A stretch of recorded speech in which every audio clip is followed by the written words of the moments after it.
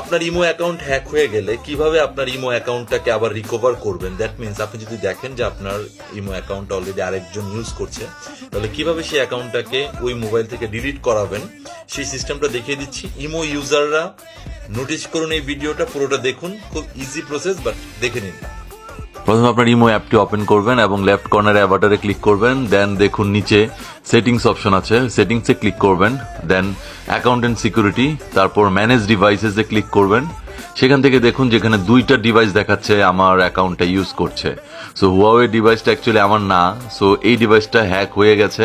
So এটাকে delete করার জন্য এইটাতে ক্লিক করবেন, হুয়াওয়ে ডিভাইসটাতে, এবং ডিলিটে ক্লিক করবেন।